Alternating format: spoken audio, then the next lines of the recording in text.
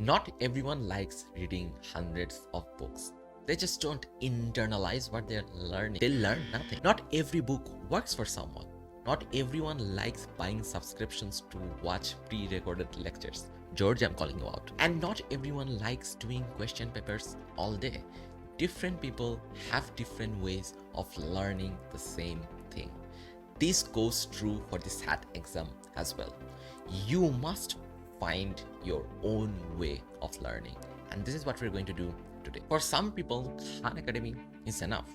For real. Yeah. If I studied Khan Academy only, I promise I would have failed. I needed the question papers, I needed George, I needed 1600.io, I needed books. I needed a lot of stuff. Wait, I'm going too fast. What's Khan Academy? Khan Academy is a free educational platform built by Sal Khan, which has physics, chemistry, biology, a lot of stuff for free. And they also partnered up with SAT to provide SAT exam question papers for free and also give little questions made by Khan Academy for you to practice. And the best part is that every question's answers have little explanations behind them as to why they are correct or why they are incorrect. Those explanations help a lot of people. So it's great, right? You are getting all of this for free. I mean, you don't need a tutor anymore. You don't need books. You need nothing. You can just go to khanacademy.com and just give exams and they will explain to you why something is wrong and why something is not wrong. You get guidance and everything for free. East or West, Khan Academy is the best.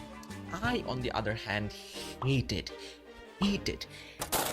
Khan Place trash. I mean, I'm sorry, Sal Khan, this is not an attack to you, but I just didn't love Khan Academy. For starters, I loved giving exams on paper. I loved printing them rather than giving them online. It's not Khan Academy's fault.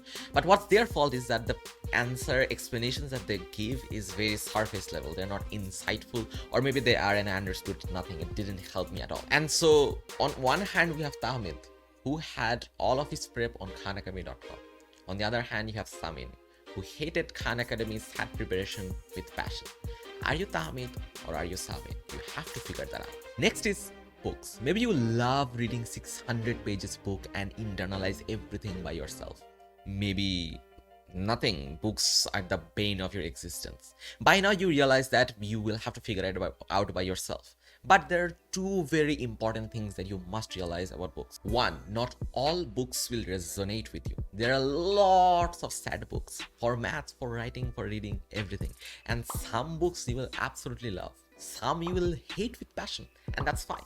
If you're reading a book and you don't like it, throw it away, leave. You don't have to force it because you are not enjoying it, you are not learning it. This is not only for sad books, this is true for any books, for any exam, and this includes non-fiction books that you read for pleasure as well. So if you don't like a book, just throw it away. Try something else, that's fine. Don't think you will finish the book in 5 days and then you will rock. Your score will increase from 1200 to 1700 immediately. Yes, you will score 1700 even though the highest score is 1600. Well, sadly, your score will increase by 0 or maybe 20 points because you will forget everything. I'm sorry to break the news to you. While reading a book, you are supposed to go slow. You're supposed to understand every line. You are supposed to reread lines you did not understand. You are supposed to digest everything slowly. You are the stomach of your body and you digest 1 pound of food like spending 5 hours. It's fine. You read 1 page, spending 5 minutes, 10 minutes, 5 hours. That's fine. The slower you go, it's better. And so the slower you go, that's actually the better. It's okay for you to go slow as long as you learn and that helps you increase your score. Okay, fine. Maybe you like books, but which books do you go for? There's so many books. I mean, I myself, I think, can I write one? I think I can. So how do you choose which book to go for? Well, the answer is simple. You just find the book that you resonate with, trial and error, read a few pages. If you like that, good. If you don't, throw it away. Simple. By now, you already understood this concept. But wait, I won't stop there. I will actually give you book recommendations that people follow, and through time and time, people were actually successful after reading all of this. Let's start with the reading section, which is honestly the bane of my existence, the worst thing to have ever happened to me on earth. The most popular book is Erika Meltzer, and most people say that their life changed once they read this book. The reading section became so easy, so intuitive that they started to score full marks. It's the absolute best thing to have happened to them in their life. Well, sounds too good to be true. It's kind of too good to be true. This book suits some people.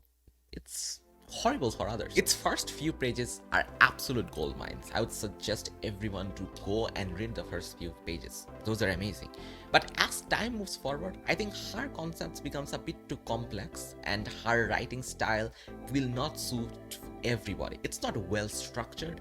It's a bit haphazard and maybe some people will not really learn from it.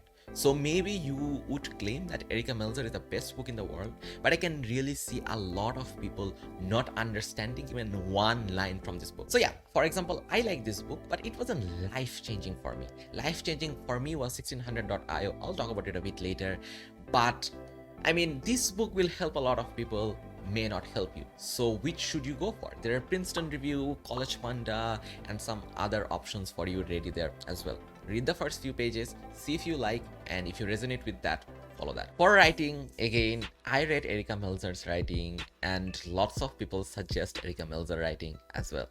But it's the same as reading. It's a bit complex, and for writing, I think she teaches some unnecessary rules that you probably don't need in SAT, and probably skips some that you probably should learn. So just go on and see if you really like Erica Melzer. If not, the more popular one is College Panda writing. There's Princeton Review and other options as well. Again, go and see which you like. For maths, I think the number of SAT math books that has been written is more than the number of conspiracy theories that propped up once John F. Kennedy died. So just choose one. College Panda's math book are the most popular ones. Just choose one that you like, do exercises, and fall in love with that book. So these books are for you to learn concepts of maths, circles, algebra. I don't know what they teach in SAT, I forgot. Then you have to learn grammar rules for writing and to a large extent reading as well. But what's missing are strategy books. Now, strategy for me came from 1600.io. We will also talk about it a bit later. But one very popular book about strategy is known as SAT Black Book. This is a very popular book that has been highly rated by a lot of people and has been considered life-changing by most people. It teaches you strategies about SAT, how to approach each question, how to answer them, and everything in between. You'll probably read it and realize. But for a lot of people, it's not very important.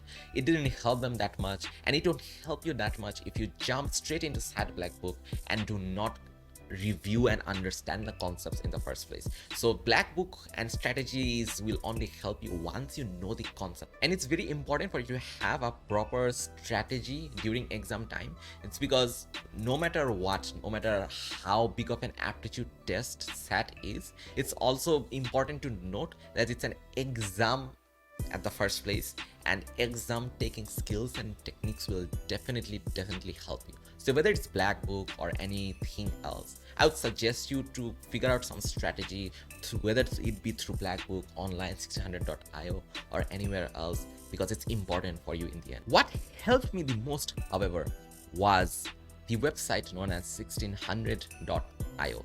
This is the website built by a guy named George, who essentially does two things absolutely wonderfully. First, he has strategies that will help you figure out a lot of stuff, and his strategy of reading the reading section matched with mine, so I was absolutely in love with him. But secondly, and more importantly, he has detailed walkthrough and solutions of every singular problem of every SAT exam ever. And so every time I had one question incorrect, I just went to 1600.io and just reviewed that specific problem. How the way he explains is most of the time very immaculate and helps me understand each concept beautifully. So his explanation is the one that literally helped me ace SAT and get 1550.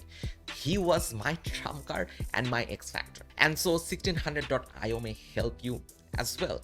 If you think that it will help you, you may check out his free version. There's a free version.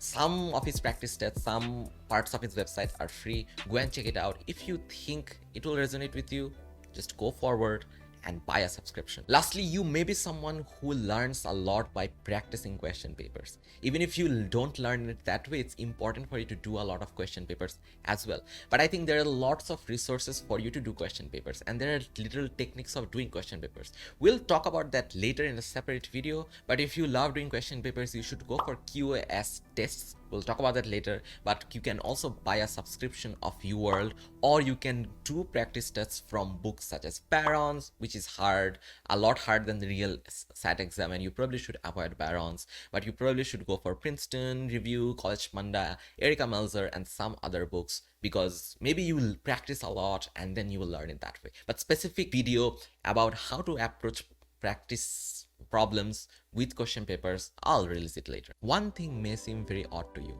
I didn't mention any tutoring programs. One common question could be, some intro. Did you go for tutoring programs? The answer is nope.